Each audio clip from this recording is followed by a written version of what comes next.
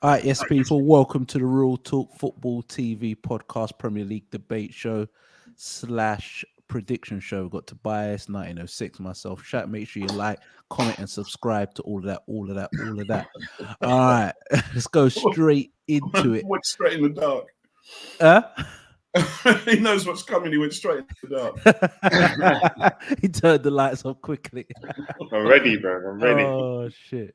All right, we'll go straight into the Premier League predictions. So every week on a Thursday, we predict what we think will happen in the Premier League weekend. A few games going on the weekend and Monday. Last week, I won, getting the most points. I got 8. 1906 came second. Tobias got no points because he didn't put his his predictions Shaka's no shame, you know. Shaka's zero shame. You had no shame. I won. So I won this week. So I'll start off with mine. So Premier League predictions week 3. I'll go. My predictions are. All right. So I've gone for a draw with Spurs and Wolves. I still don't trust Spurs. You think they're going to get go on runs? I don't trust them. They're still Spursy to me. Watching them against Chelsea, I think there's more. I think there's more to come from them in the sense of they're still behind Chelsea and Liverpool, especially Man City. So I'm going to go for a draw. I think Wolves will get something. I'm going for a away win. I don't know why. But no respect for Palace now. You know, that's it. So you know why? Because that just sums up mid-table sides. They go and get a great result against Liverpool, and they just blow it. And I think Villa will get an away win. I think Nottingham Forest will win, and I think you're going to realise, Everton fans are going to realise how bad Lampard is and how bad Everton are. And I think Everton are in a relegation fight. I think Fulham will lose against Brentford. I think Mulumbu and Tony would cause them all sorts of problems. Southampton, I worry for them. I think they can get relegated. I think Leicester will beat them comfortably. Arsenal will still go on their run. And I think Chelsea will comfortably beat Leeds. And I think West Ham will get their first win.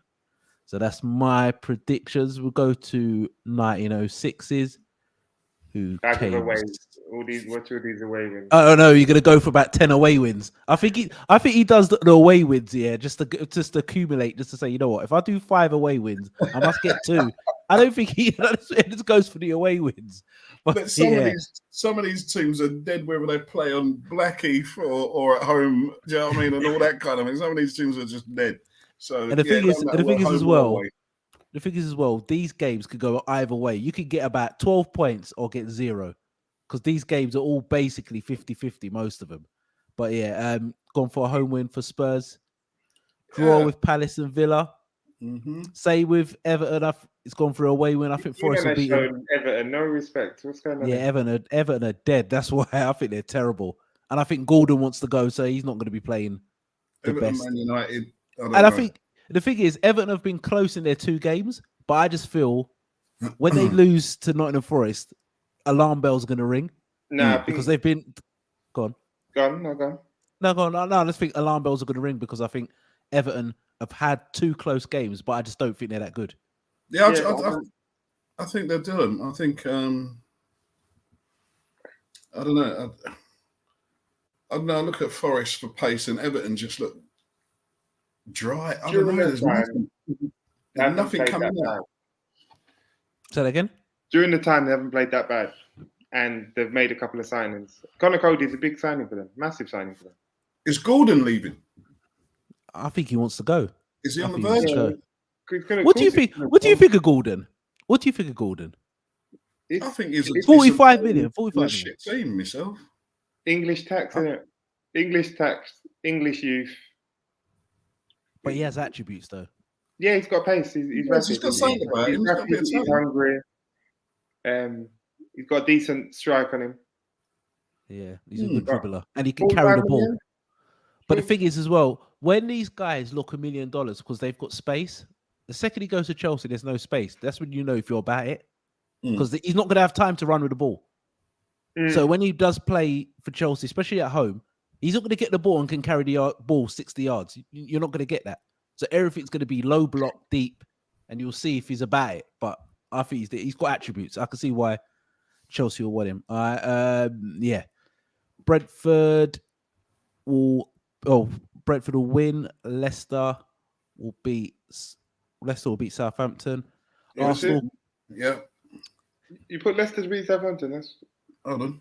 yeah. 2-1. Yeah. Well, but Leicester haven't brought no outfield players this window. Fofana wants to go. But Southampton have just bought kids who've never played in the Premier League, and I think Leicester.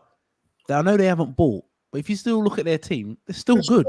They're still good. They're a tight squad. Yeah. So they're still good. But you got Fofana one away, Tillemans one away.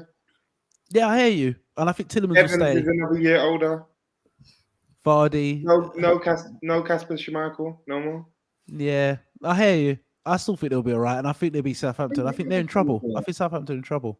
But yeah, this is 1906 as well. Southampton. Southampton are just going for set plays all day long. You know what I mean? So I don't know. I reckon Leicester could run the show on that one.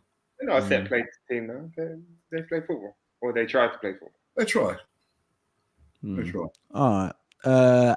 Arsenal continuing their good form, 3-1. Yeah. All right. Same with me. Gone for a away win, comfortable for Chelsea. Mm-hmm. And West Ham beating Brighton 1-0. Yeah. They looked all right tonight. They looked all right tonight in Europe, but they were playing a shit club. But anyway. Yeah. All right. Let me just go to Tobias's Saturday's predictions. Quite similar.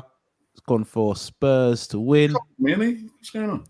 Palace and Aston Villa draw. Going for Everton to get the first win, yeah? You think they'll beat Nottingham Forest? Yeah, man. What we're talking, Forest have had a lot of changes. I know they won the other day, but and I know that Morton Gibbs White. What you know, the Morton Gibbs White. I know about him, and I've seen him play.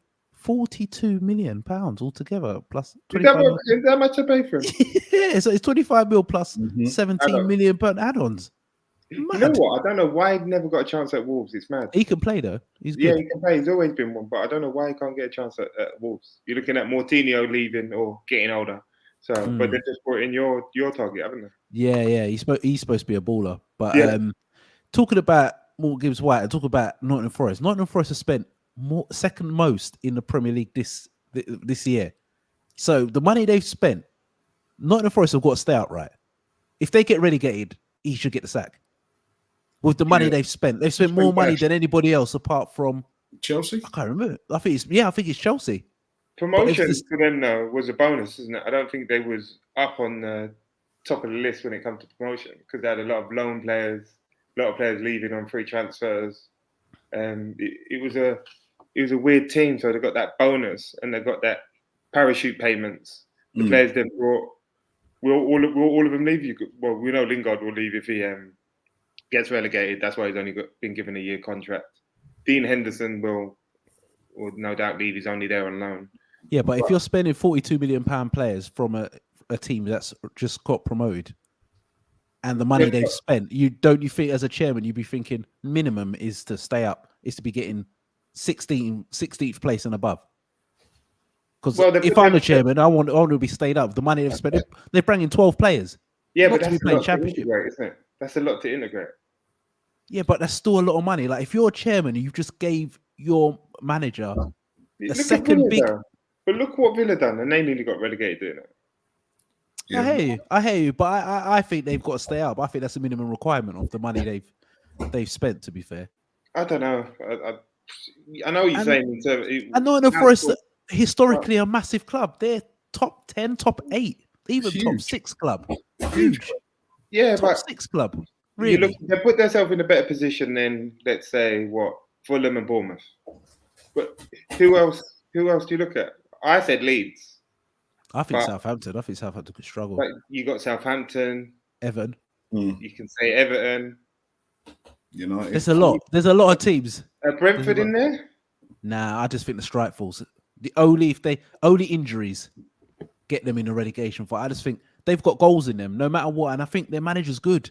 So they're organised. So Nottingham Forest have got to do very well to sort of exceed the teams that are already there.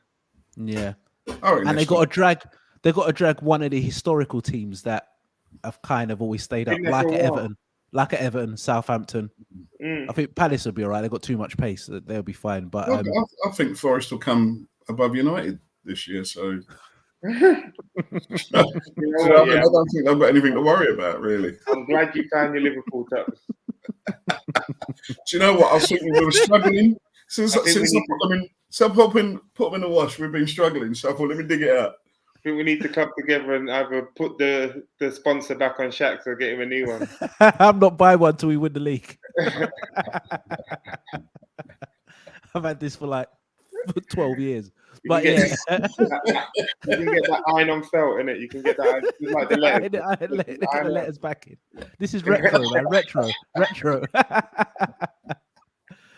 All right, Nottingham Forest to beat Everton. Brentford again to get an away win.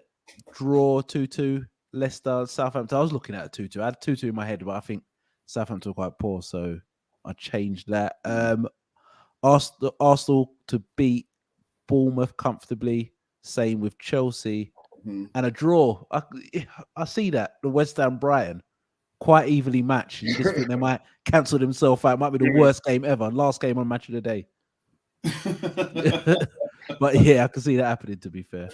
All right, so that's the prediction. So guys, if you want to join in, make sure you can put it in the comments. You can put it in the chat as well.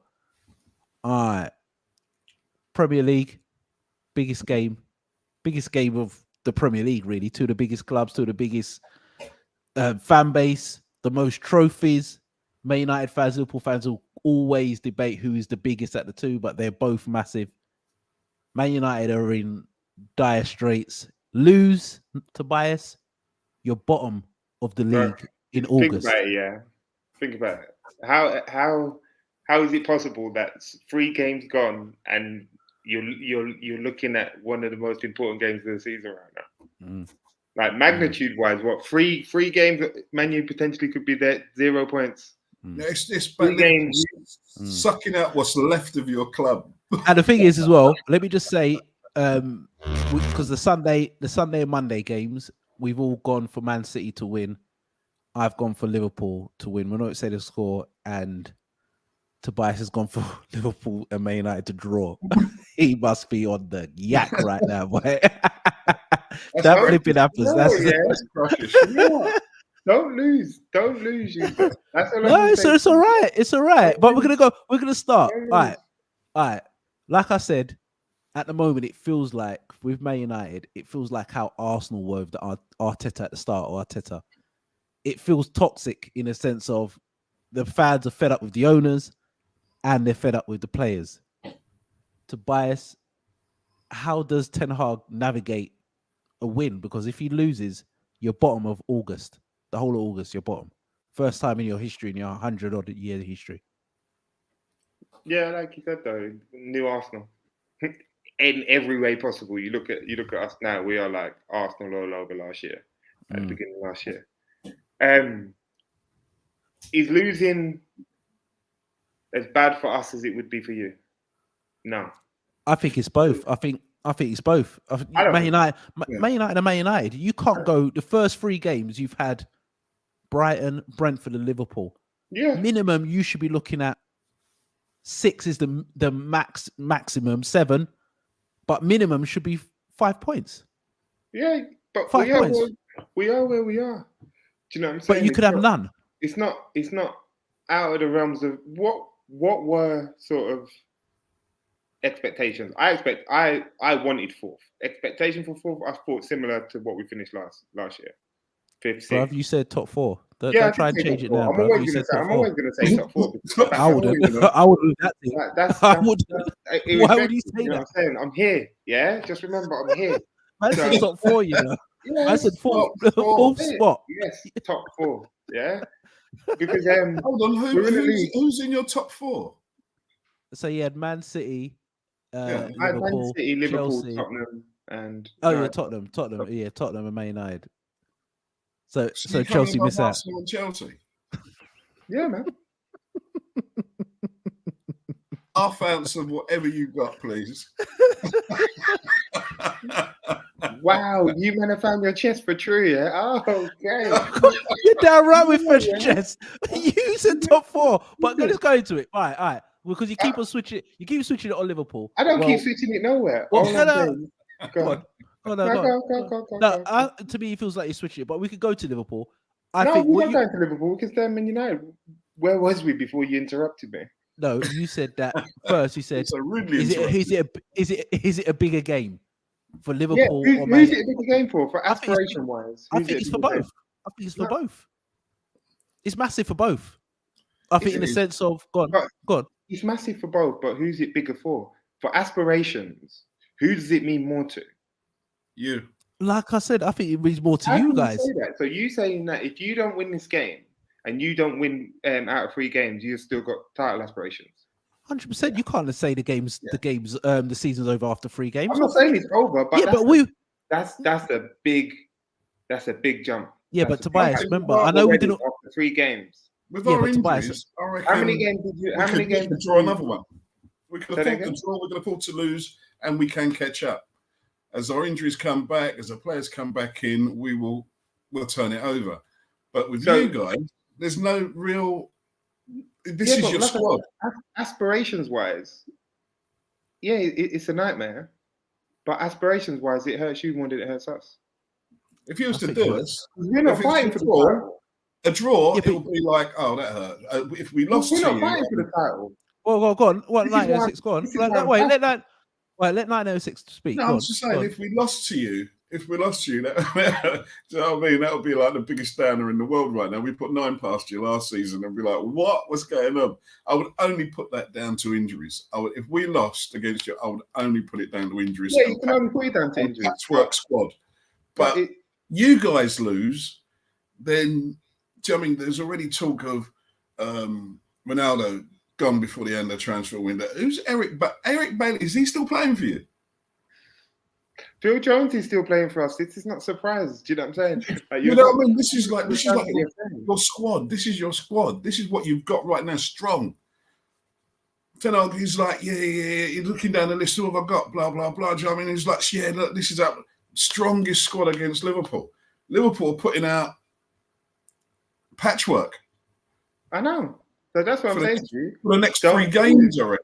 You know what I'm saying? You're not got a full strength team. The only thing that you have going for you is that your guys are going to apply themselves because you, as a squad, you're together. As a squad, we're dismantled, we're disheveled. Like there's problems everywhere.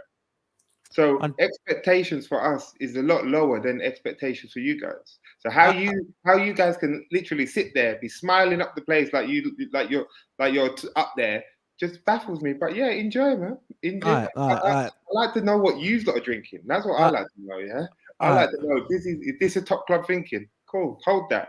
I don't mind that. You take. Is a top club?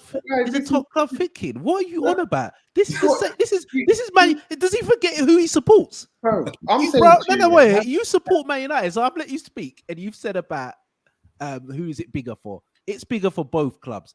Reason being, you lot cannot be bottom of the league at the end of August, and Liverpool can't afford to slip up in a sense of we know how Man City are. So it's a big game for both. Oh. We've got to win because the way Man City are, I'm looking at it as in a sense of, yeah, it's only 3 games, but we can't be 6 points behind Man City or 7 points behind Man City because we all know Man City can rack off 14, 15 games on the spin. Last year, we were 13 points behind Man City in February and we cut it down to 1. We still didn't win the league. So we can't be giving them a head start straight away. But in your question, what you've asked, I think it's big for both clubs. Well, there's no chance in Man United coming bottom in August in a sense of having 3 games, 1 goal, conceded 8 or something mad like that. Does the league finish in August? No, it doesn't because Arsenal, 100% because Arsenal were. So who gives a shit? So you're saying it's massive for both? I don't see it like that. The pressure for me is all on you, lot. And if you can't see that, it's mind-boggling to me. How do you not see that the pressure is more on you than us? Adding to the fact that you've got. The thing is, we're expected to beat you. We are expected to beat you. Adding the fact that you're expected to beat us. Adding the fact that even with all your injuries, you're still expected to beat us. The pressure is on you. That's where it comes. With our injuries, I would say it could be a mad 2-2, all that kind of thing. Could be. But I agree. The thing is, the mad thing is, if you lot get a draw from us, you're celebrating like a win. Not celebrating. A draw is a good He's result. celebrating like a win. Celebrating. We get a That's draw not from where we you, and want it's to be. like 1 okay. point, no points. Still, a win. We need to win.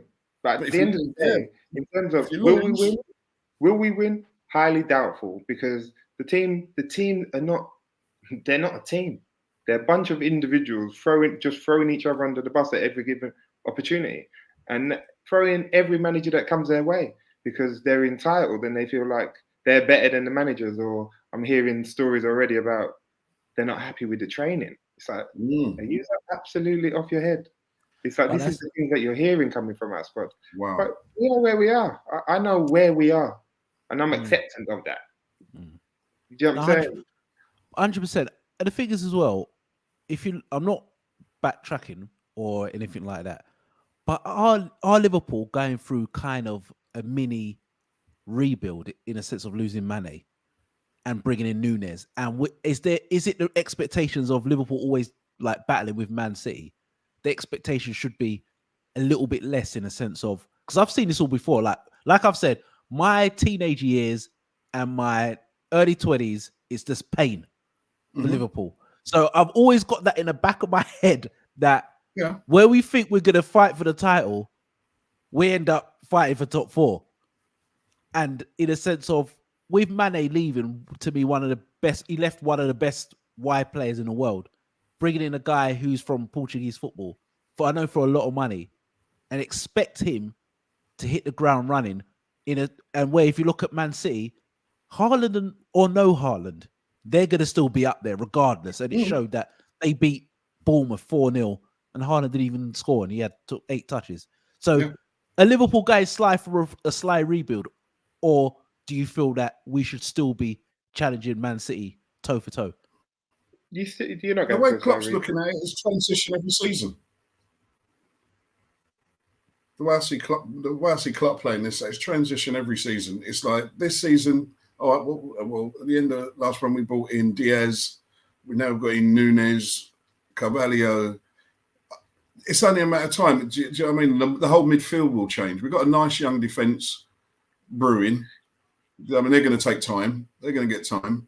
But midfield, that's going to be a complete haul because Henderson's going to go, Milner's going to go, Keita's going to go. So it's always Salah's going to go next season. Do you know what I mean? So it's always a transition for us. You are bonkers. What have you been drinking, 906?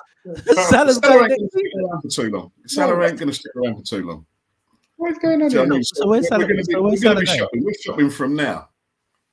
So where's Salah going? It's ongoing. It's ongoing with Liverpool. To catch City, it's always going to be ongoing. Okay, let's be honest. Losing one player, you lot are not in a transition. The problem is that you haven't made yourself better than last year. But you could say the same with Man City. You can say the same about Man City. You can. But the initial wins cover over the initial cracks, doesn't it? We're speaking about the here and now. And currently, it looks like if they've gelled more so than news. Because the players they've lost wasn't first teamers, were they? That's what I was going to come to. There wasn't. This is one of our main guys in a sense of first name on the team sheet. This is a guy where after maybe Van Dijk, Alisson, Salah, Mane, that's the 4 what are going to play 90% of the time. They haven't lost. That's equivalent of losing to me a De Bruyne or Foden leaving. That's the same type of, maybe a Foden in a sense of Foden leaving and them trying to replace that. And saying that, even if Foden did leave, you still feel Man City have the actual players to actually still be up there. But I just feel with Mane, because he's been there so long and he knows the team and the way he plays, we play to kind of his strengths. It's going to be tough to bring in a number 9 where Klopp's never really played with a number 9. The only number 9 he kind of had was Origi, and he never played him as a pure number 9. So you don't feel Liverpool are in a sly little rebuild in a sense of jigging their formation? That's not a rebuild, though. I reckon that City are in the same transition because they never played with forward before, and now they've got Haaland, who all he wants to do is score goals. He doesn't want to get involved in the build-up play. He doesn't want to do all of that. He doesn't want Mahrez going to cross and then checking back, playing to the fullback. That's not where Haaland's from. Haaland wants that whipped in as soon as possible. He doesn't want to keep coming back to go back in. Do you know what I mean? And that's how City play. But I think he gives that added benefit that he has fear. So he's got the respect of the league already, in a sense that if he makes a run, or defenders are going to take him more seriously. So he's more inclined to take players away, which if you take players away and you leave extra space for City, they're going to kill you. Hey, all right, going back to Man United, how does he go about, in the sense of getting a result against Liverpool? Does he keep the same team? Would you change it? Would you bring Fred and McTominay back in? Would you play Martinez? What? No, tell me the truth. Nunes is not there. Nunes is not there. So I think I prefer Nunes there. I'll take Nunes all day. What are you talking about? Nunes ain't there. Play him. We give him a break. We give him a break on his ban. He can come back. Man United are flipping, calling the FA up now and saying, "Listen, I'll do the 3-match ban. We need let him play, man." All right, going back to what would you do then, in the sense of, or what do you think Ten Hag will do for the team against Liverpool? Maguire can't play. Maguire can't play. Maguire can't play. It's too quick. The game's going to be way too quick. Maguire can't play. He's got no confidence either. Like not for anything else either. Like, he has no confidence. Imagine him going against you lot then and just getting absolutely annihilated. But the thing is as well with Ten Hag's like we've said before, he's killed himself now. So if he does drop Maguire and plays Martinez and Varane, that's just going to kill Harry Maguire even more. You might as well, after that, sell him. Yep. So you might as well, because now the biggest game of the season so far, you've stripped him basically of that captaincy of the game against Liverpool, and you're bringing in Varane with Martinez. So, but the thing is, Ten Hag could have avoided this from the start, just not playing him and not picking him. Yeah. Now he could even have a bigger problem, in the sense of you're dropping your captain, and the place at Old Trafford is already toxic already. You get what I'm saying? So no, I get fully what you're saying. I know it's a difficult one, and I can't see him doing it. But to stand any chance in the game, the problem Ten Hag has is that you guys might be depleted. But we're a team. You guys will. Your team will run through a brick wall for Klopp. That's how it's set up. Our team will not even run through a brick wall for themselves. Yeah, they're fragile. They're very fragile. Listen, you can't trust this team, and this is why you got to blame Ten Hag originally. We said it on the last one. Like, you can't come in and trust the same guys that have thrown 2-3 other managers under the bus before you. I mean, you see Klopp balling at Van Dijk not too long ago on the pitch. He was being a bit lazy, being a bit lapsy-daisy. Do you know what I mean? Just being a bit carefree. Klopp balled him out. He had to fix up. Ten Hag, he balls at Maguire. He's taking off his top and walking in the stands. He has to earn his respect, doesn't he? Essentially, and nothing he's done he hasn't been powerful enough. He hasn't been strong enough. 100%. Well, going to Liverpool 1906. We've got injuries, but as Liverpool supporters, we still expect to win. At the moment, before the last couple of years, 10 years, we've had a terrible, literally going to Old Trafford and not winning anything. Now we've gone there twice and smashed them. Yeah. With the depleted midfield, what's your midfield three against Man United? Navigator's back. Firmino.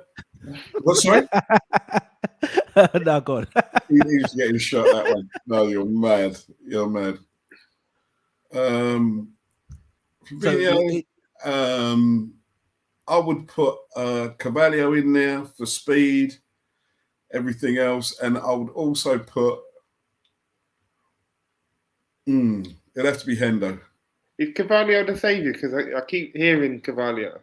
I just think that boy's got so much to give. I just think watching him last season. I just watching him rough players up, win tackles, lay off passes, all that kind of thing. I just think he's got so much to give. We haven't seen nothing yet.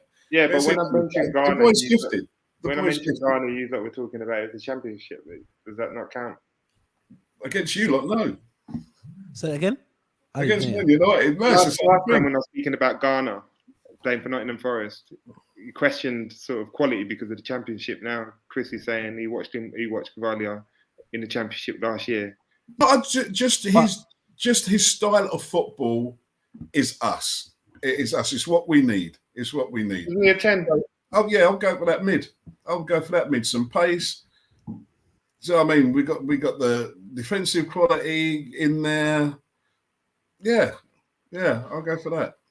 Well, going for your question about Carvalho. Reason why we would talk about Carvalho maybe a bit higher, because I think Carvalho has been arguably the best attacking midfield player in the Championship. Yeah, I think he was the best, even one of the best players in the Championship. So Ghana was very good. I don't know if he was one. I haven't watched too much of the Championship. I don't know if he was one of the best, but Carvalho was one of the best. Where a lot of clubs, all the clubs are all after him. To be fair, so yeah, I wouldn't go with Carvalho. I think that's throwing him into the deep end. At the end of the day, it's Man United, and I know they're not the best, but it's a derby, so I don't think you can disrespect them too much. You can, because these ain't got the fight, bro. These lot ain't got the fight. They haven't got the fight. Do you know what I'm saying? If they had, think about it. Go on. Sorry, T. Go on, carry on. The way Fulham got the result against you lot, what did you do? They ran for everything. Like the 3-man surrounding one player, and like you just constant. Yeah. Palace, how did they get a result against you lot? Yeah, you've got to run it like Brentford run 13 kilometers more than us. Yeah. And they beat us 4-0. Yeah, but it's a derby game. You're at home under the lights. You lot got no pride. They've got no pride. They've shown it. You gave us 9 last year. What's going to be the difference? These lot ain't got no pride, man. They got no fight. They got no pride. What did you say? 96. What would be my midfield? I was wondering what your midfield would be. My midfield will kind of be. I think it kind of be the same as against Palace, because I don't think we played that bad. I would go Fabinho, Elliott. Fabinho, Elliott. It's a toss-up between Hendo and Milner. More than likely, I'll go Milner. I'll keep it as it. Milner. I'll go Milner. I think, in my opinion, I think Milner done all right, and I think he's better than Hendo. And I think I know what I'm going to get from Milner. And it's a toss-up between them. Play Milner for 60, bring on Hendo, or play Hendo for 60, bring on Milner. So what's the difference? There's no difference. Milner defensively, maybe. Hendo on the attacking side is what we want. But I think Milner's got more. No, that's what I'm saying. I think Milner's got more creativity than Hendo. I think technically Milner's much better. He was apologising. Sorry, I watched that game. The Palace. He was apologising more than anything throughout the whole. Without Mane and Nunes, them no look crosses to the back post are not going nowhere. Still. Yeah, I would just. He loves that. You know the hook. Just don't even look. Just put it in an area. You know what? He watches De Bruyne. De Bruyne does it all the time. Yeah, he must watch De Bruyne, but De Bruyne puts it on the money. But and he varies it up. He'll go low. He'll go low. And it's a lot of snow on it as well. You're just waiting for it to come down. Like, who is this going to? And it ends up being a good ball for somehow, because Mane used to make it a good ball. Oh, our fullbacks are so high up there in the box. Who's playing up front though? That's the thing. Who's up front? Well, like I said, I think I'll go Milner. I think I'll go Milner, Elliott, Fabinho. I don't think Fabinho's playing well, so it could be even Hendo, Milner, Elliott. But I think Elliott stays. I think Elliott plays too defensive. Yeah, but I don't know. I think all our midfielders are very industrious. They're not really got creativity apart from Elliott. Elliott's got a bit about him. Got a bit of it, but it's light on the ball though. It's too light, get bullied and all them kind of stuff. I see him brush off and I see him bouncing to the ref the other day and ended up on the floor. I'm like, what are you doing? You know what? I think like I need to watch a game with you because I don't know what you watch sometimes. We're going to live stream this one. We're going to live stream this. Because I don't see what you're watching. I really don't. You come out with the worst shouts in the world. He's got some pace and all that, but he's light. He get bullied off the ball too. He runs into traffic. That boy. And Cavallo is already. And Cavallo's what, Essien or something? What's Cavallo? He's there. I'll put him on before Elliot. I would. But what's Cavallo though? Slight. He's very good on the ball. They're very similar. He's got a bit more strength to him. He's got a bit more body to him. No, he's not. Yes. No, he's not. Yes, I can show you clip after clip with Elliot. He just get breeze up. Do you know what I mean? I'm like, what? You need to have some yam and dumpling and green banana in you. What? And the thing is, this is what happens here because you haven't seen Cavallo play 5-6 games on the spin. The second he plays and he has one bad game, you're gonna say shit. That's just what you do anyway. So one bad game anyway. Yeah. Well, Nunes has just got into the door. And you're saying he's a new Andy Carroll. So come on, Mish. You can't judge him yet. I said 10 games. I said 10 games. You can judge him. Wait a minute. No, if I see them touches going, that man's rocketing shots at the stadium. Come on. This is a joke. Listen, this is what social media has done to people. It's not social media. It's what I'm seeing, Shaq. You're chatting shit, man. It's like what I'm seeing. 1906 I'm telling you, social media has made people give a perception of somebody very, very quickly. So you listen. I'm watching the games on the box, and I'm seeing the man's got an awful touch, R. Kelly touch, and I'm seeing some luck. He's lucky. So far, he's very lucky. He's very lucky. So the 30 odd goals he got in Benfica were all luck, right? Yeah, and all the goals he scored in the Champions League. I'm talking about since he's come to us. But he's how many games? How can you judge someone since he's come to us? How many games has he played? Hold on. How many games has he played? What did you think of Diaz in his first 2 games? Yeah, I thought it was quality. You thought it was quality. Tell me what you think. Tell me what you think of Nunes in his first 2 games. I thought he's been okay. Okay, quality to okay, yeah. He's toilet. I thought flipping Naby Keita was the business. The guy can't stay fit. You thought I thought wrong. I thought Origi was good, but he wasn't good. I can see Keita. This is Big Shaq here. This is Big Shaq. How comes I can see Keita's toilet from the time he put on the shirt? And man's telling him about, nah, watch him come through. Watch him come through. All right.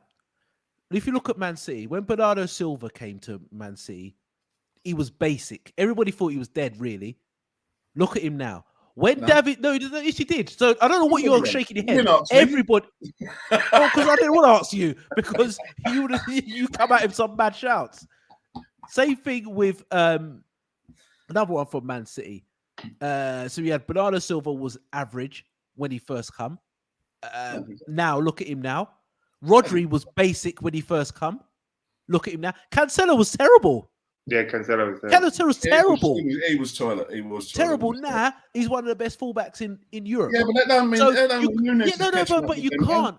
Yeah, but you can't judge someone after a few games. You can't say he's crap. How can you say someone's crap after 3 games? That's mad. It's not. I'm just saying. It won't be my. Don't lie. You can't to a striker. No, you can't. You've done it to Fred. You've done it to Fred. You see Fred. Bro. I saw Fred's diag. I knew he was shit.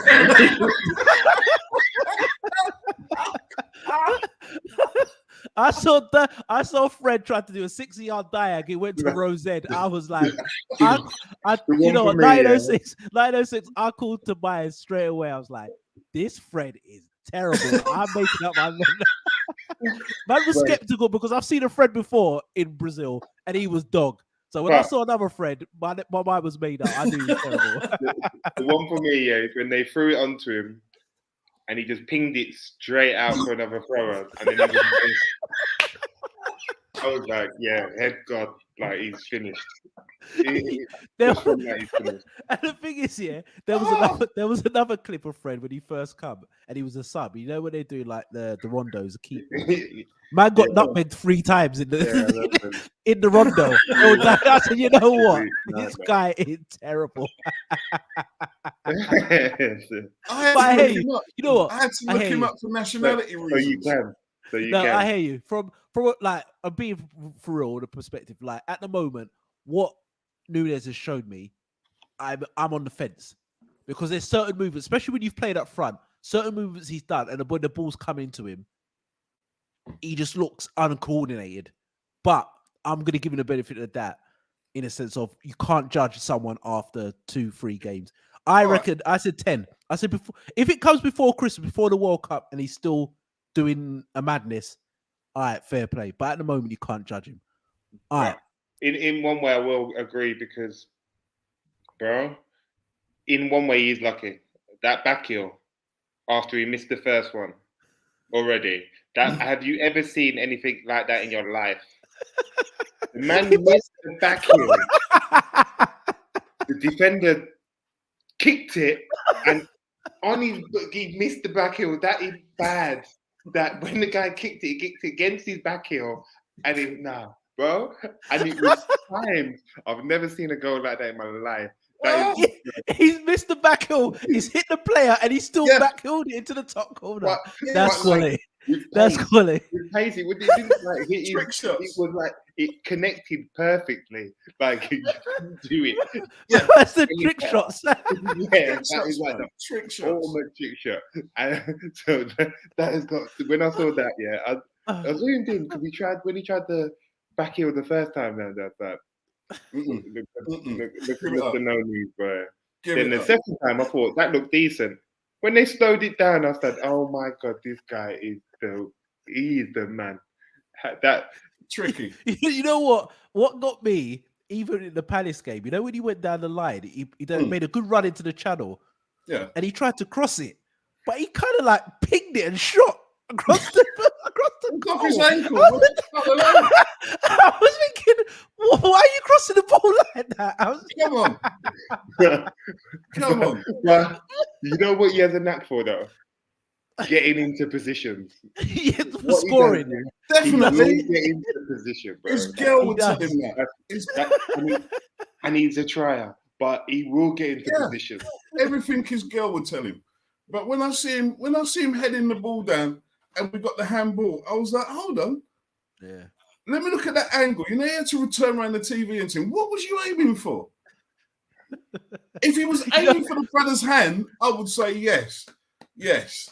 You know, but, come on. You know what? With Nunes, I think it's going to be one or the other.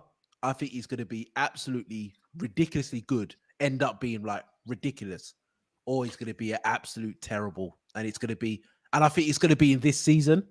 I think he's going to be really, really good, or you would know by the end of the season he's done. He's just not good enough. But I'm not going to judge him yet. You come into Liverpool. Podcast. He's starting off very similar to Forlan, minus the goals because Forlan didn't score for a while. But like, you know, he just got that. Wow. Everything there, but it's just it's just not together, man. Head, shoulders, knees, and toes business. You know, like one of those ones. You come into Liverpool. You come to a big club like Liverpool, and all right, it might take you a bit of time to bed in, but you're going to show your potential. You're going to show why we bought you. Yeah, every now and again, you're going to show a bit of something. I ain't seen nothing yet. Or 1906, it's just different in a sense of this is the first time, like I've said before, we're playing with a pure number 9. So before with Bobby, it was Liverpool looked very nice and intricate and clever in a sense of we'll pop the ball into him, and you know Bobby's got a great touch when he's on it, and he little flicks and tricks around the corner and getting Mane and Salah into positions. But now we've got a striker who's a bit rough around the edges. It don't look as nice. With the amount of crosses that you man put in a game, this is the first striker that sort of makes sense because potentially he's a head on the stick in it. In terms of he's meant to be able to head up. Yeah. So for the amount of crosses with Robbo and bloody Trent and bloody Hendo doing the no-lookers, just constant crosses. You lot just give a barrage of crosses. Don't cross the stuff like that. We do. Man's going to like, that's the only thing we do. Listen, don't let the slide ones. We just cross the ball. Bruv, I'm not even going to go into that one, but I hear what you're saying. But I reckon Matip will score more than him this season. No, you're mugging it. No, you're taking a piss, bro. I might put a bet on. He's already got 2, isn't he? Yeah, he's got 2 goals. He's got 2 goals. All right, I reckon. All right, how many goals do you think Nunes will get in all competitions? 906. All competitions, league, 10. all the competitions. 10. 10. All right. Tobias, how many goals do you think Nunes will get? Max. I reckon between 12 and 15. I think he gets 15 plus. That's if he's allowed to take penalties. No, he's not taking that. He ain't taking a rise. I don't want him stepping up with the ball, and then he'll do one of those. Hit it with his left foot first, and then hit it with his right and bend it top. Hit both posts and hit the goalkeeper on the head and go in. More ricochets than a Western, I'm telling you. Or that penalty I've been seeing recently where he kicked it against the bar, the goalkeeper runs off celebrating, and it goes back down off the bar and goes in. No, you're not taking a piss out of Nunes, man. I've got faith in Nunes. All right. If he's going to pick your team, so 906, no, we go to Tobias because Man United are at home. If you use Ten Hag, who do you pick, and how would you go in a sense of formations and etc.?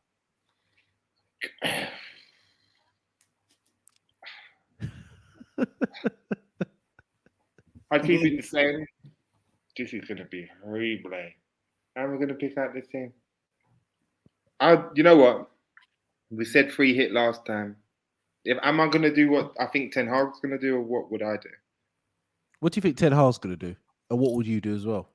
Ten Hag's going to go similar to what he went last time. Does he drop? I think he may drop Shaw. Shaw for Malacia. He's got pace though. I see he's rapid. Yeah. Looks a bit raw, but he's rapid. Yeah, he's raw. I think he may drop Shaw for Malacia. I can see him. He's going to change. Varane's going to come back in, but I don't know who for. I think Martinez will be sub. But this is what now Ten Hag has fucked himself now, because if he does drop Martinez, he's conceded defeat in a sense of that he's too small to play centre half against anybody or against Liverpool. If he keeps Varane and Maguire as centre halves and puts Martinez in the middle, he's killed him in a sense of he's proved everybody right that he can't play centre half. So he's killed himself where he should have maybe eased him in, but he's threw him in the deep end. But go on. Sorry for cutting you. And then, so saying that, off the wing one, he's going to go. But Wan-Bissaka clamps Diaz. I'm sorry. You just bring him in. You bring him in straight away. You know why? Shall I tell you why? Because Diaz don't play around you. He runs at you. Yeah. And that's perfect Wan-Bissaka. attribute for Wan-Bissaka for running. Dallow's going to be all over the shop. Yeah. Dallow ain't even started well anyway. Dallow, he fell into that trap again, where he did under Mourinho. When he comes in, and you think he's going to offer you something, but then he just ends up fading away, both offensively and defensively. Yeah.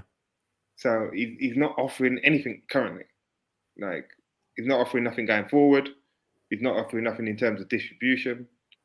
Even positioning, because for the first goal, he come into the centre midfield like some Klopp Trent stuff.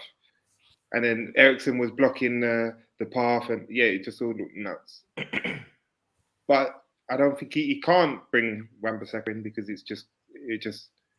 he hasn't shown that he even wants him as a squad player. Yeah, so he's not even made the squad. Bring him in. Midfield, that is horrible. Who am I even going to pick for that? I think if he does go with Eriksen in that 6, I think that's disaster. I think we'll press the hell out of him. I think Brentford have showed the blueprint. Again, he set his stall out. Yeah, he can't good go himself. Garner in a game like this, so he's gonna have to play Fred McTominay. I would drop Bruno personally. Yeah, I drop Bruno and drop Eriksen back a bit deeper. Yeah. Just to help out. Then it's Sancho, Ronaldo, and Rashford because it has to be. Is Martial's meant to be back? Yeah, he's supposed to be. He has to play Rashford because Rashford is. I don't know what's going on there with him. No, Rashford's done. Rashford's like Dele Alli. He's done. It's just a manager. It's just any manager is like what's happening now. It's a bit like Dele Alli. Every manager thinks they're going to get the best out of him, but he's done. He's too far gone. Yeah, he's done now. He's done. He might have a couple of 4 or 5 games of form, but he'll go back to type again, and he'll just be terrible. I think if you're terrible for 18 months, how are you going to get it back? Something fundamentally is wrong in a sense of you've lost the hunger, made too much money, etc., etc. I think the Ronaldo whole thing has just overshadowed him, and do you know what I mean? This is before Ronaldo. You're your own player, bro. Can't kill Ronaldo. I don't know. I just see the whole demeanor on the man. Do you know what I mean? It's like, yeah, but we know what Ronaldo's about. Like, he's gonna been in.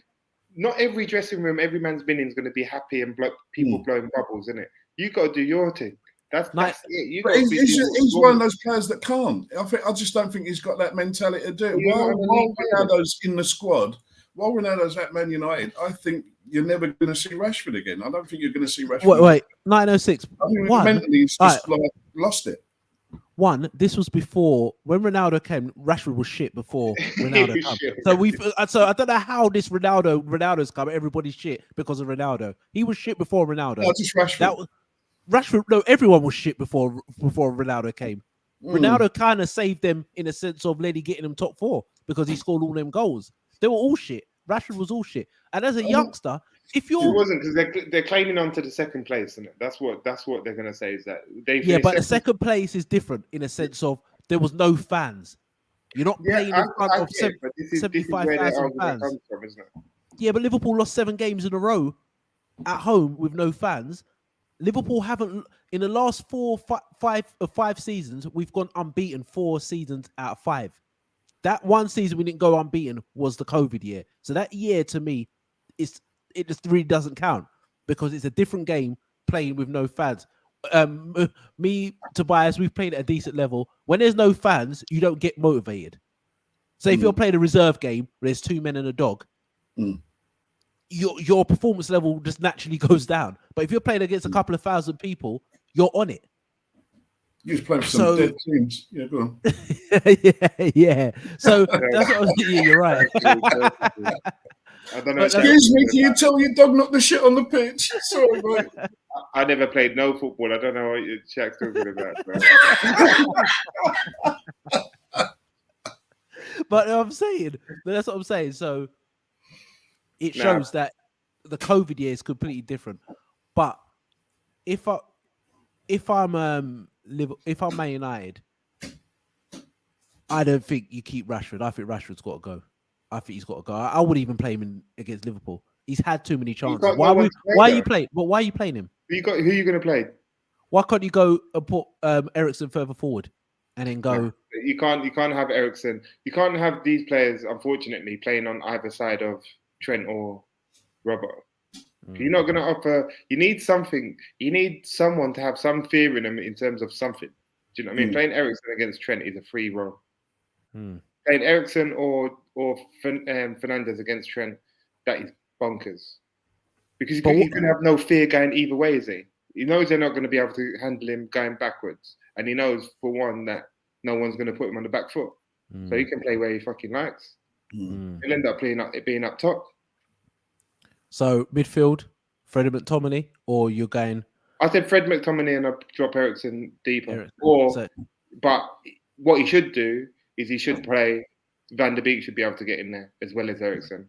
And it's either Fred or McTominay. But I've said Van der Beek shit, so I'm not even screaming his name no more. Bring him. All right, 906. If you was Klopp, how would you put your Liverpool team together?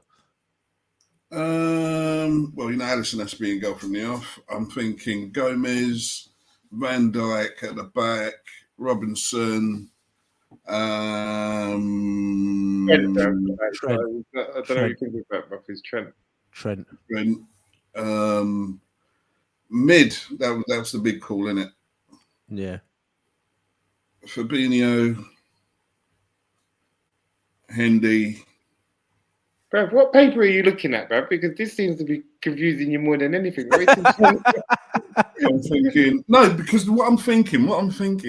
You wrote it it's down. Up front. No, what I'm thinking is up front. If we play Salah, Diaz, Carvalho up front, Where's Salah? So you've got what's your midfield three? What's your midfield three? And I'm thinking midfield would then you could then have your Henderson, Firmino, and Milner. So you were kidding me for putting Milner in. I'm thinking because I'm going to put Carvalho in the mid, drop him back a bit. But you put him up front. He said we've got an attacking force. He said your midfield was defensive. I know. He's got Hendo, Fabinho. He's got three sixes. He's got 3 6s in there. Listen, they can pass the ball. It's Man United we're playing. Yeah, it's Man United. It's like pass the ball. Front three, we'll have the pace, we'll have the skill, and we'll have the goals. That's where I'm looking at it. So you go Hendo, Fabinho, Milner, Carvalho, Diaz, and Salah. So who's playing up front? You put Salah up front. Salah. Okay. All right. Well, I'm not similar, but I'll go back 5 as it is. Gomez comes in. Reason why Gomez didn't play, he had a knock. They were saying he couldn't play 90 minutes. So that's why. He's a wanker, that boy. I love him. That's why Nat Deeney played. So so I'll go back 5 with Gomez. I will go Elliott.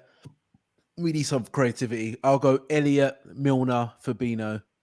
And I hope Bobby's fit and he's supposed to be fit. And I'll go Bobby, Diaz, Salah. And if he's not fit? If he's not fit, I would push Elliott further forward. And I'll go Elliott, Diaz, Salah up front. And I'll go Milner, Hendo, Fabinho. That's what I'll go. I just think... Is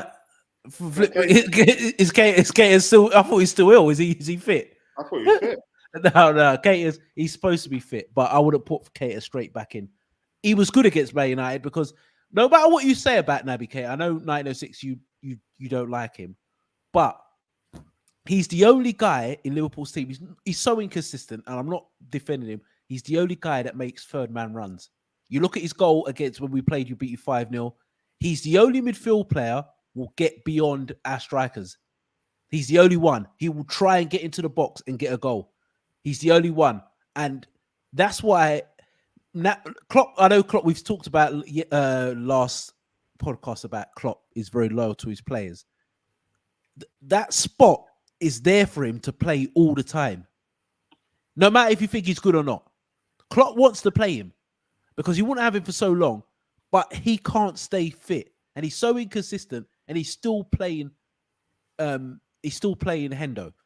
I'm telling you, Klopp's ideal at the time when they were all flying, his 3 midfield players he wanted was Ox, Fabinho, Keita. That would one of his midfield 3. But 2 of them are injury prone, and the other one who is very consistent. 2 of them are dead. But at the time, before the injury, Ox was flying.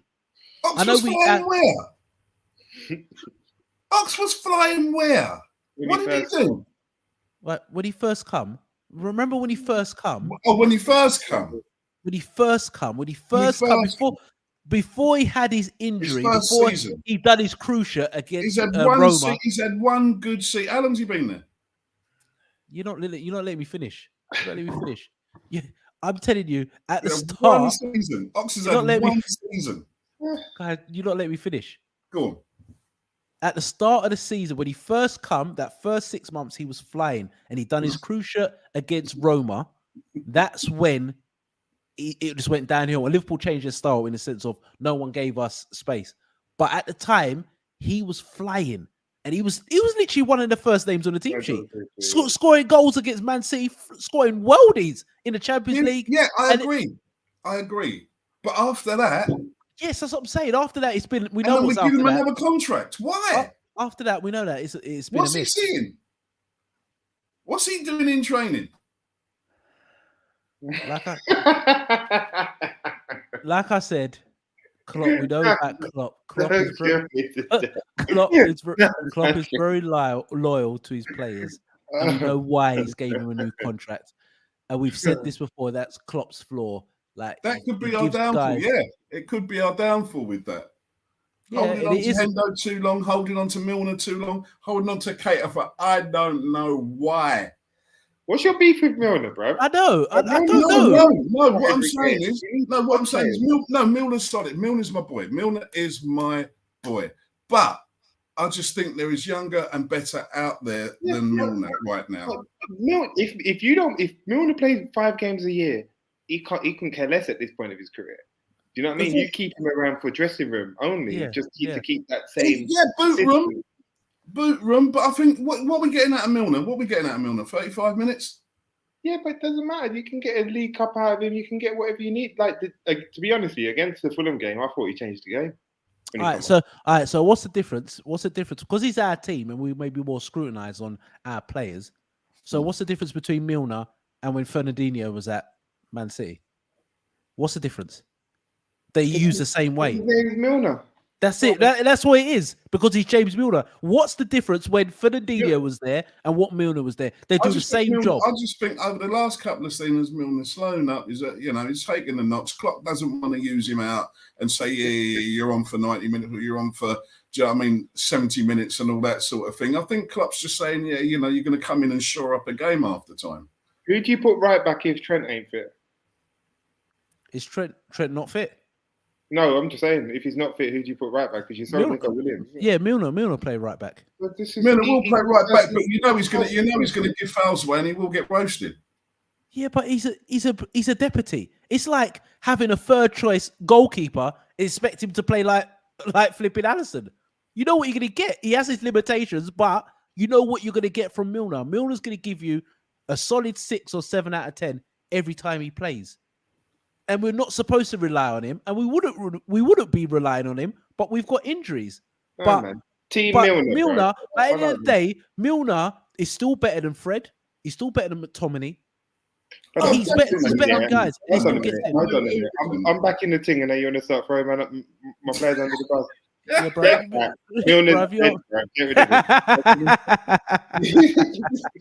What's wrong with this guy? But I'm just saying, he's better than Fred. He's better than Can't you draw? The Man United players the only players you don't know, sir. Draw for someone else, man. Well, I'm looking at the team who's bottom of the league. So I'm looking at the team who's bottom. So I'll give them a comparison, isn't it? That's all. Just remember, don't lose, yeah. All right. So we're going to the predictions. All right. 1906. No, go to Tobias because it's at Old Trafford. I keep forgetting it's at Old Trafford. All right. Score line. Your head or you go with your heart? If it's your heart, then I like to hear it. That's your heart. Is that your heart and head? Don't worry about what it is, bro. So you go for 1-1. What's your reasoning for being at 1-1? What's your reasoning for being at 1-1? My reasoning for being 1-1 is that the luck of the gods with all your players being injured. Hopefully, I'm hoping that there's some sort of ripple on the undercurrent. The undercurrent within the squad. I'm hoping that this isn't just like a blip. That this is real stuff happening under the surface. This is what I'm hoping. I'm hoping that will transpire onto the game, and if we beat you, the fans will be in uproar.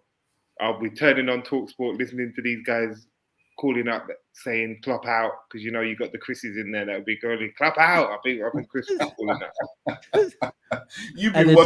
And then Tobias woke up. It was 4-0. No, he's been watching Mark for Death with that dreadful rolling chicken bone and all them kind of thing. But yeah, to be honest, I don't know how I'm getting to 1-1, but I'm saying it. All right, 906 predictions. And I'm standing by it. I don't think it'll be a lashing. I think if I've gone 2-1. I've gone 2-1. I think you'll score some crazy goal. Do you know what I mean? Ronaldo will get a deflection or something. But yeah, I'll reckon we'll do you 2-1. I don't think it's going to be like the thrashing, the 5s and the 4s of last season. I think those players have to step up, and this is the game to do it. So I think it will be a bit tighter. Maybe you'll put probably 7 at the back. I don't know, just to block us out. But yeah, 2-1. 2-1. 2-1. All right. I did say 3-1, but I think I'm going to go 3-0. I just think it's toxic. Wow. I'm going 3-0. I think it's going to be comfortable. I think it's toxic at Man United. Like you just know with the Glazers supposed to be doing the protest on Monday. I just think it just reminds you of Arsenal at the moment, and I feel like fickle beans, bro. Because but wasn't the fans the same last year? I'm saying in terms of that, so the fans were the same last year. They brought Ronaldo. Everyone shut up for a season until it started going bad. It's worse now because you're bottom. You've got no wins. I just think at the moment the Glazers, you can't buy no players. I think it's an accumulation of stuff at the moment. I don't think the losses is what bothers anyone. It's the lack of transfer activity. Yeah, that's what I'm saying. So it's accumulation. Business practice. Yeah, that's what I'm saying. So it's accumulation. So you've got no transfers. The players you're supposed to be getting, none of them have come. You're not winning. Your fans are unhappy with the Glazers. So it's just a lot of things at the moment. So that to me, that's equals toxic. You know what it is, yeah? The fans are embarrassed. You're looking at the transfer window and the state of where we are now, and the players that we've resorted to being interested to be linked with. Like, it's just gone mad. I know, like, transfer talk, and it could be either here or there, but yeah, none of what Man United ever do transfer wise ever seems to make sense currently. Like I said, I just think it's accumulation of stuff. I think it's very toxic, and I think if Liverpool score early, I think it could even be more. I reckon it could even be a 5-0. I've gone 3-0, Salah hat-trick. What happens if it is a 5 then? Say you saying that. If we beat you 5-0, what happens? I think it's a riot. I think everybody's under pressure. From the chairman, the Glazers are under pressure. Ten Hag is definitely under pressure. Was there talk of a takeover? Was there talk of someone coming in? Glazers want investment, and people are just talking like, it's just all talks. Yeah, but they were talking about it's a majority stake. So at the end of the day, Glazers will still be there. So no matter what, so that makes no sense. Like that's the no fans say. Won't have no say. Vote. So it's just going to be like that guy who's at Everton. Is it that Usmanov? Yeah, he was just like a silent investor in a sense. Wasn't he like Arsenal? Or he left Arsenal to go? He left Arsenal to go to Everton. So it's just basically that. So at the moment, Glazers ain't going nowhere because they're just raking in money, taking cash money. Cow. Yeah, it always will be a cash cow. It's massive. Cash cow. But there's levels. It's not sustainable. Their business model is not sustainable. Look at Casemiro. Look at the money. Well, we're gonna go to that. We're gonna go to that. But yeah, I've gone for 3-0. I think it's gonna be comfortable. So that's Monday. So we'll be on Monday as well. All right. Talk about Casemiro. Casemiro to Man United. This transfer has come from nowhere. Yeah. Does this just sums up how bonkers and how mad Manchester United are right now? So it just sums them up in one nutshell. Spending £60 million on a world-class DM who's 30 years old. And giving him crazy money in the and giving him 320 grand a week, 5-year deal at 30. It's like you don't learn your lessons. It's like, when like a kid goes to school, he always gets in trouble. The head teacher sits him down and goes, blah, blah, blah. This is what you're not going to do. This is what I want to see from you today. And I want you to do the right thing. And he'll go, yeah, sir. Second he goes back in the classroom, blam, back in trouble again. Cheers are flying. Yeah. Or is it a case? Think just other side of the coin. Is it a case of they've realised that one thing they do need is characters? Is it a place that they bring Casemiro and give him the armband straight away and sort of fix the dressing room? because he's an experienced player. And I think that's the problem. I think currently you can't bring kids into our situation, the way that club is right now. So although it might be a panic buy and potentially something that we didn't want initially, we definitely need a DM. Like De Jong doesn't cover that issue of not having a DM. I think it sort of showed he just be hounded. Like he needs to be next to someone like a Casemiro. But and you can't imagine having De Jong, Eriksen, and Bruno in the one midfield. That is madness. But on the other thing, in the sense of why are Real Madrid letting him go? It feels like you lot are suckers again. You bought Varane, doesn't stay fit. Maybe they know something that you lot guys don't know. The second you buy Casemiro, he don't play. He hardly plays, and he's picking up a paycheck. From what I'm seeing is that they've said to him that we don't want you to go, but we've had an offer. It's up to you to make up your mind what you want to do. Stay or go. And if the offer's too good, which I don't see how it can be, but the money that potentially they'd be throwing at him, then it might. And plus, they've signed Tchouaméni for 100 mil.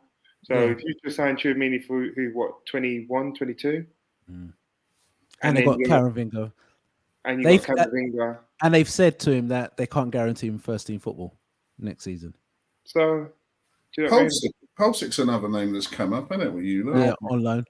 Madness. It just feels like you're not just looking through the list. It's everyone and anyone at the minute. I'm not even looking at it too much because I knew from the start of the transfer window, I knew it was going to be carnage in terms of who was going to be linked with, and it was always going to be. I only want to see it when they've got the shirt, holding up the shirt, because that's the only time you know it's true. 906. Do you think Man United fans here have had it too good? Because they're moaning a lot. Yeah. This has been me for nearly 15, 20 years. Like, these guys have had it so good for so long. And these guys are moaning. This is what I've been going through my whole teenage years. But this is what I'm saying to you. Like, I'm not moaning. I know, but this is what, like, if you hear on, like, say, TalkSport or any other, like, different social media channels or whatever, like young people or people between, say, 35 and younger, all they've known is Man United to win. Yeah. That is it. That is it. So now they've come through a 10-year period. What I said to Tobias would be minimum 10 years. He laughed at me. I'm always going to bring that up. Laughed at me in my face. Yeah, we're not making Liverpool. And I said 10 years it'll be minimum before you win the title. I told him 10 years because I've seen it in Liverpool. Where you think every year it's gonna happen, and it just doesn't. 906. That's the only thing he's ever got right in life. Do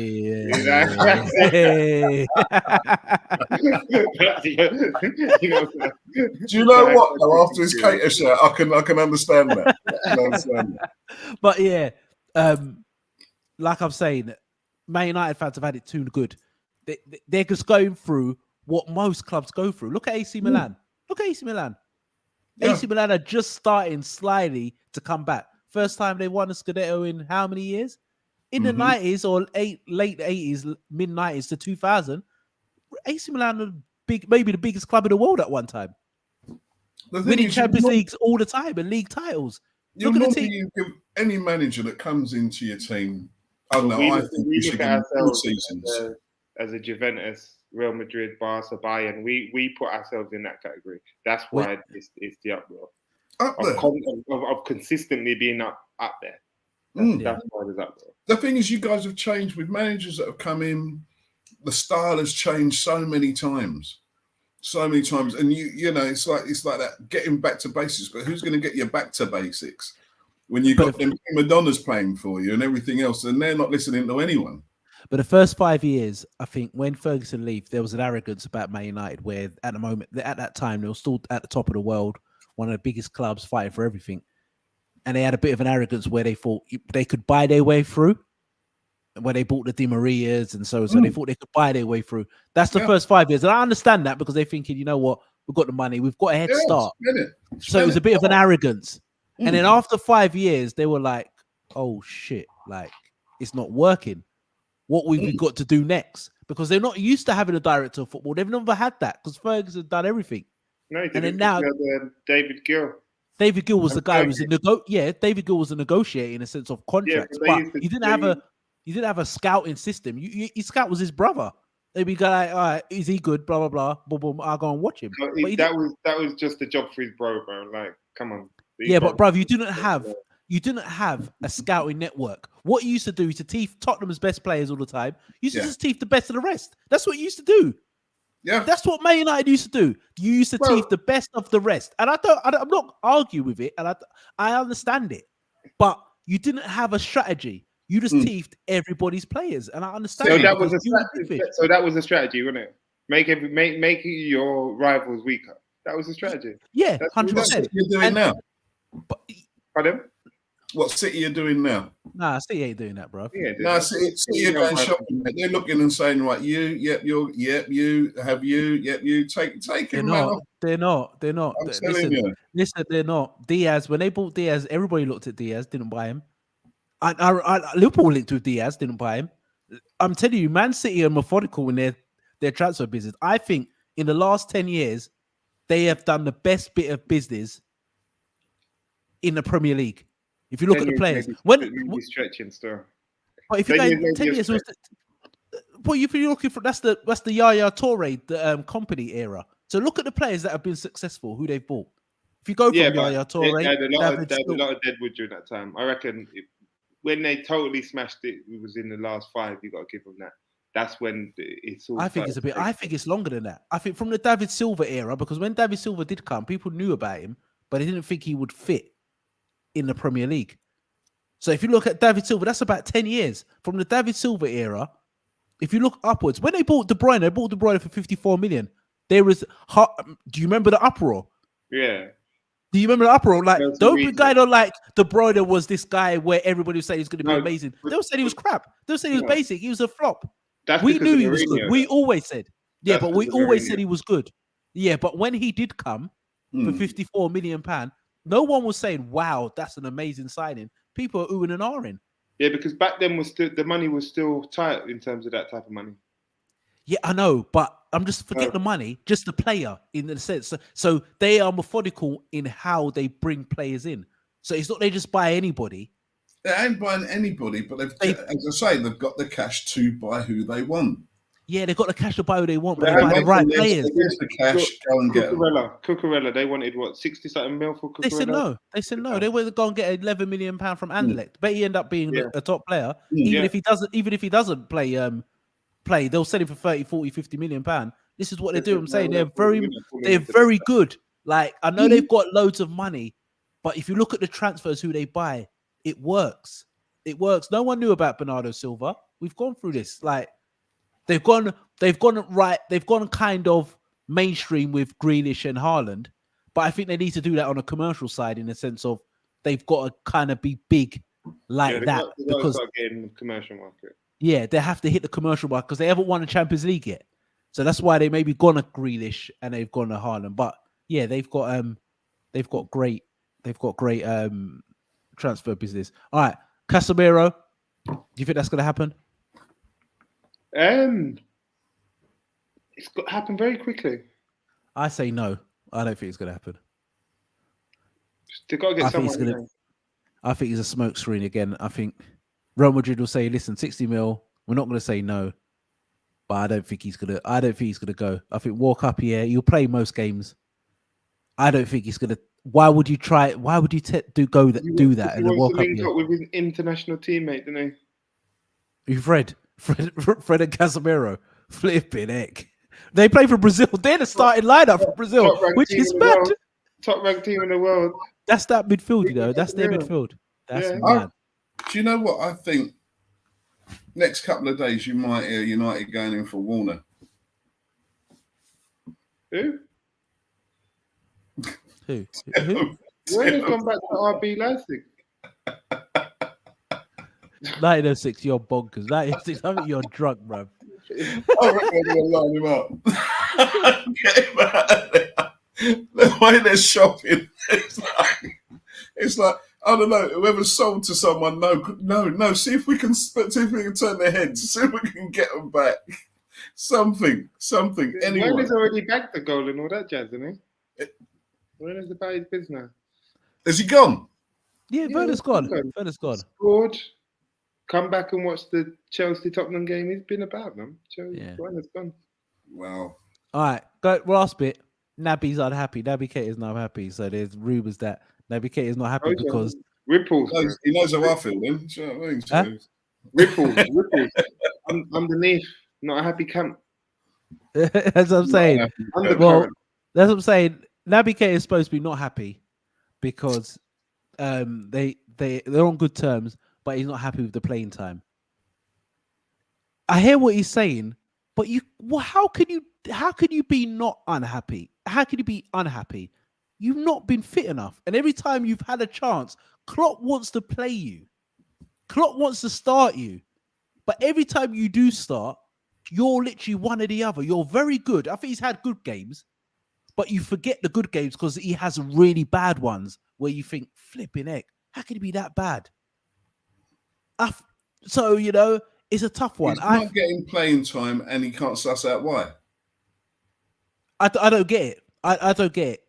I don't get it. But Liverpool have another player 1 year left in his contract with Bobby. What do you do? Liverpool need a midfield player, but I think they need a midfield player to come straight in the team. I think that's the problem, what Klopp's saying. So Liverpool supporters are saying, oh, we need a midfield player. He's saying, okay, well, yeah, I understand, but who?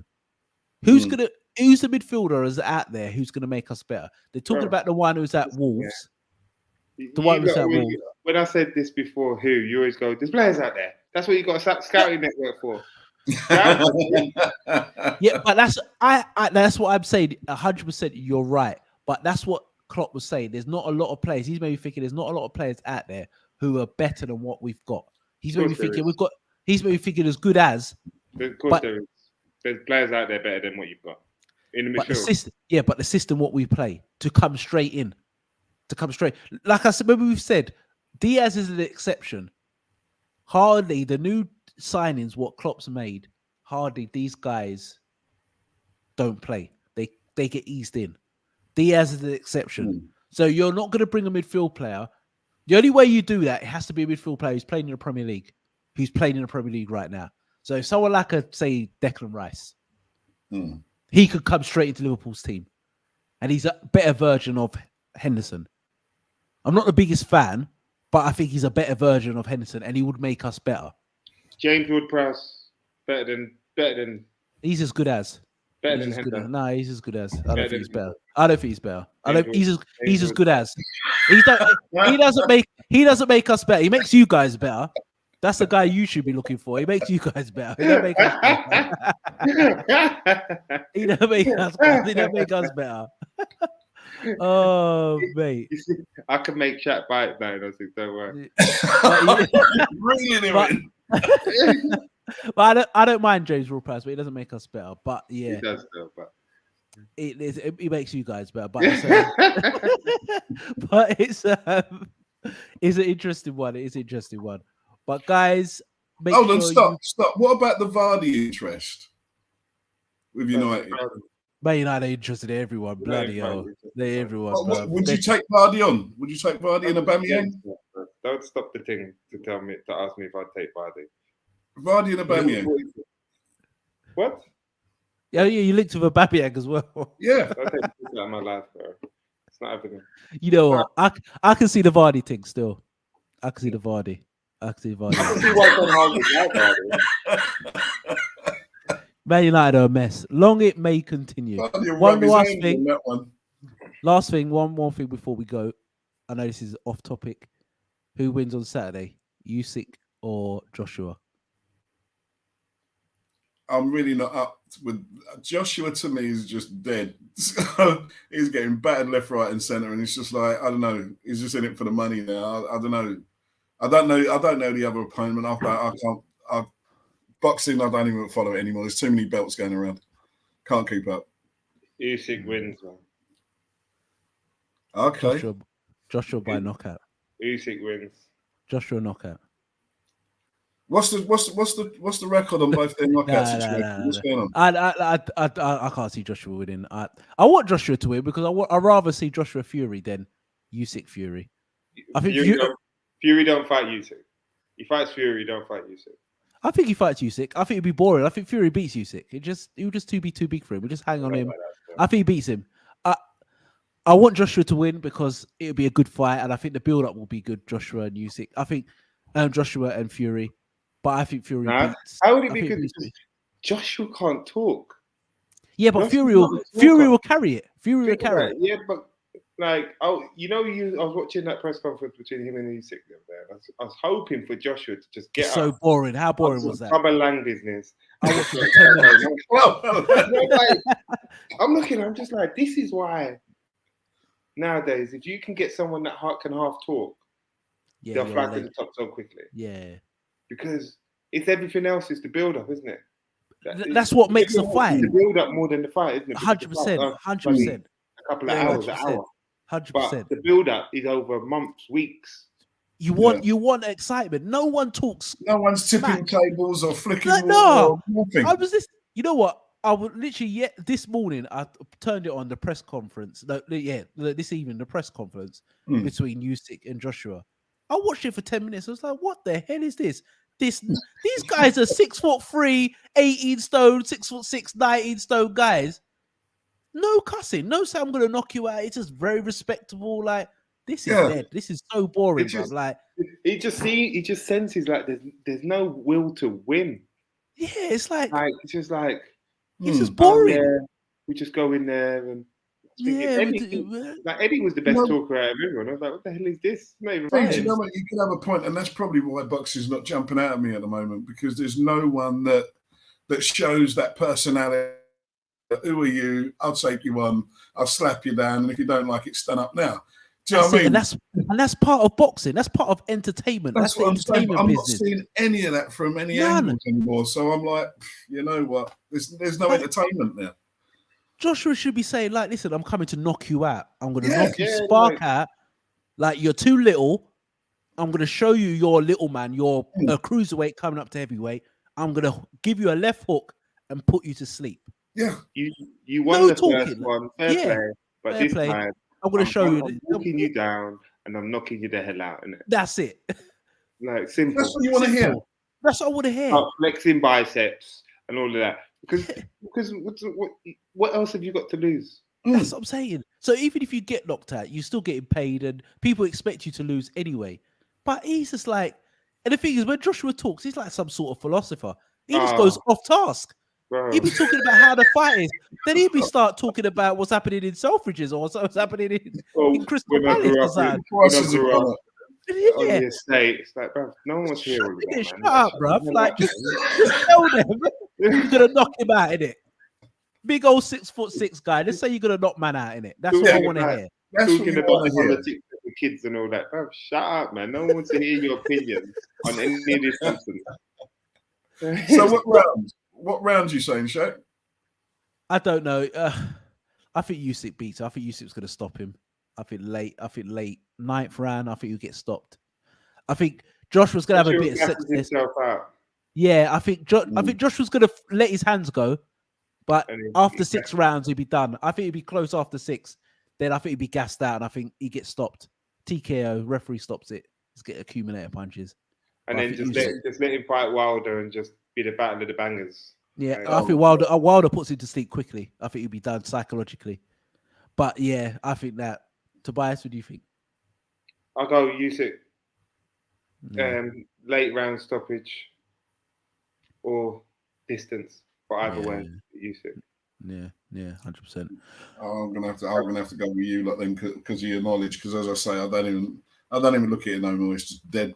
But it's just dead. Unless Fury's fighting, do you know what I mean? He's the only one that's got the hype. He's got the mouth. Do you know what I mean? And he can back it up as well. Everyone else to me is just like, who are you? Hold on, what's this? I'm hearing about the Eubanks and Conor Ben. But that one's been better though, right? In terms of that. You know what? Chris Eubank Jr.'s quality. I like him. He's got that dry sense of humor. It's funny. And the thing is, he's made Conor Ben bite without him knowing he's biting. It's funny, and that's been better. And I'd rather watch that. The press conference has been good because it's quite funny. They've been respectable, but they haven't. Like Chris Eubanks has been respectable, but mocking him at the same time. And Conor Ben kind of knows that, and he's kind of biting, but he's not biting. If you know what I mean, it's funny. It's weird. He doesn't know how to bite because it's put in such an articulate way. He's baffled. Did he just mock me? Yeah. And he's so like Ben's just the polar opposite in terms of speaking. Yeah. But both of them do speak well, but in a different way. Yeah. But I do like Chris Eubank Jr. I think he's funny. He's so funny. That dry sense of humor. If you close your eyes though, you think he's dad's talking. Yeah. I've heard him in a couple of interviews and that, and yeah, he's very good. The older he gets, the more he's getting like him.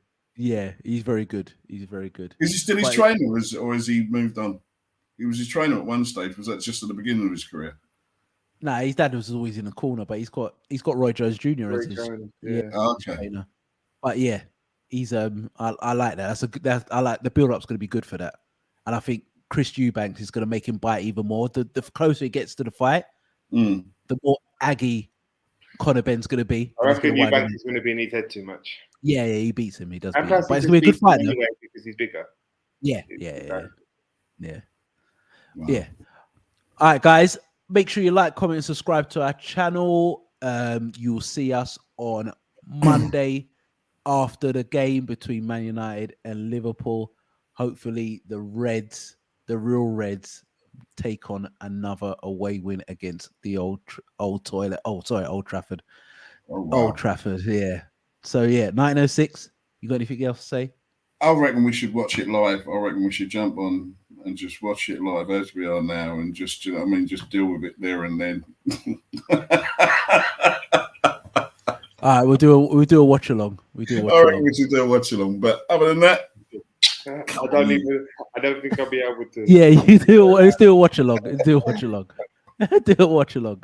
I do have one thing to say. Don't lose, bro. Don't lose. That's all right. We'll see. So make sure you don't lose. You know what? Yeah, if you do, I'll be here. Yeah. We'll have to watch along, innit? We'll be there. Shades of the recent European night. Now it'd be worse. I reckon Jack's mood will be worse. Yeah, we'll see, innit? If we lose, I might have laptop issues, right? So you always have a laptop issue. Oh, mate. But yeah, you see us, we'll do a watch along and we'll do a reaction show after the Man United Liverpool game. Like I said, make sure you like, comment, subscribe. We are Real Talk Football TV and we are out.